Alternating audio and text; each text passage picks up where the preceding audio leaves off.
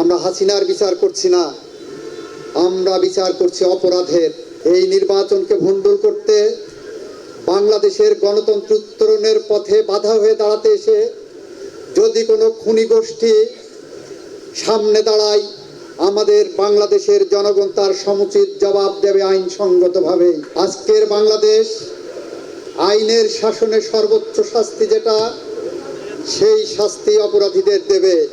সাংবিধানিকভাবে সরকার পরিবর্তনের সমস্ত পথ যখন রুদ্ধ হয়ে গিয়েছিল, তখন জুলাই বিপ্লবের শহীদরা তাদের জীবন দিয়ে সেই হাসিনা সরকারকে পালিয়ে যেতে বাধ্য করেছে। আর বাধ্য করার কারণেই এটাও একটি সাংবিধানিক পন্থায় জনগণ তার ক্ষমতা নিজের হাতে নিয়েছিল। জনগণ তার ক্ষমতা নিজের হাতে নিয়ে রাজপথ থেকে ডিক্টেট করেছে তার প্রধান উপদেষ্টা কে হবেন, রাজপথ থেকে ডিক্টেট করেছে তার প্রধান বিচারপতি কে হবেন, রাজপথ থেকে ডিক্টেট করেছেন বাংলাদেশ কিভাবে শাসিত হবে, বাংলাদেশের আগামী সরকার কিভাবে গঠিত হবে, কোন প্রক্রিয়ার মধ্য দিয়ে নির্বাচন হবে, এইগুলো কিন্তু আমাদের রাজপথের ডিক্টেশন থেকে এসেছে। ফলে যারা বলছেন সাংবিধানিক বৈধতা নিয়ে প্রশ্ন তুলছেন, তাদেরকে সংবিধানের ইতিহাস পড়ে দেখার জন্য আমি বিনীতভাবে অনুরোধ করব। প্রিয় নেতৃবৃন্দ, প্রিয় বন্ধুগণ, আজকে বাংলাদেশ এমন একটি জায়গায় দাঁড়িয়েছে, চোরাবলি সময়ের সন্ধিক্ষণ থেকে উতরে এসে নোবেল বিজয়ী প্রফেসর ইউনূস সাহেবের নেতৃত্বে বাংলাদেশ গণতন্ত্র উত্তরণের যে পথে এগিয়ে যাচ্ছে, সেই পথ যত বাধায় আসুক না কেন, যত ব্যারিকেড আসুক, সেই পথে যত রকম কাটা ছিটানো হোক না কেন, সমস্ত বাধার প্রাচীর উতরে বাংলাদেশের মানুষ আগামী ফেব্রুয়ারিতে নির্বাচনের মাঠে ভোট দিতে যাবে। এটাই বাংলাদেশের মানুষের সামাজিক চুক্তি। RICL TMX, যুগের পর যুগ স্থাপনা থাকে মজবুত, এর কোনো ব্যত্যয় হবে না।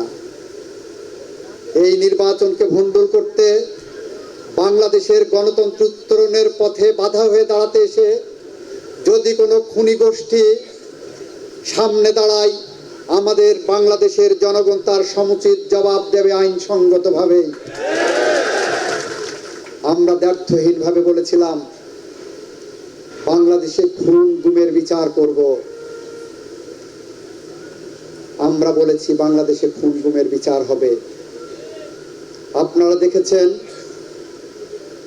আন্তর্জাতিক অপরাধ ট্রাইব্যুনালে জুলাই বিপ্লবে মানবতা বিরোধী অপরাধের বিচার করতে যে উদ্বোধনী বক্তৃতায় আমি বলেছিলাম আমরা কোনো ব্যক্তির বিচার করতে আসিনি, আমরা হাসিনার বিচার করছি না, আমরা বিচার করছি অপরাধের। আমরা যে অপরাধের বিচার করছি সেই অপরাধের মধ্যে আছে 5 বছরের শিশুকে হত্যা করা হয়েছে গুলি করে, যে বালক, যে যুবক, যে ছাত্র পানি দিচ্ছে তাকে গুলিবিদ্ধ করে মারা হয়েছে, যে নিরস্ত্র আবু সাইদ রাজপথে দাঁড়িয়ে বৈষম্যের বিরুদ্ধে কথা বলেছিল, তার বুকে গুলি চালিয়ে বুক ঝাঁঝরা করে দেওয়া হয়েছে। আমরা এই অপরাধের বিচার করতে এসেছি।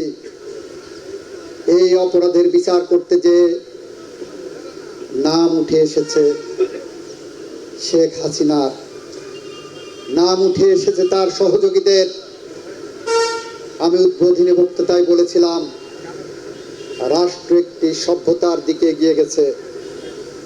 আজকের ব্রিটিশ সভ্যতা দেখেন, ব্রিটিশ সভ্যতার দিকে তাকালে দেখবেন এই সভ্যতা আজকে গোটা বিশ্বের কাছে একটি উদাহরণ। ব্রিটিশ গণতন্ত্র, ব্রিটিশ বিচার ব্যবস্থা, ব্রিটিশ আইন। আজকের বাংলাদেশ এতটা অমানবিক এবং নিষ্ঠুরতা দেখাবে না। আজকের বাংলাদেশ আইনের শাসনে সর্বোচ্চ শাস্তি যেটা, সেই শাস্তি অপরাধীদের দেবে।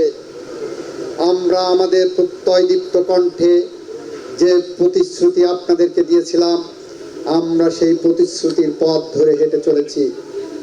আমরা বলছি আজকের বাংলাদেশ বিনির্মাণের জন্য 1971 সালের মহান মুক্তিযুদ্ধে যারা শহীদ হয়েছেন তারা বাংলাদেশ বিনির্মাণে একটি ফাউন্ডেশন রেখে গিয়েছেন। বাংলাদেশ স্বাধীন করেছেন, তাদেরকে ছোট করে দেখার কোনো সুযোগ নেই।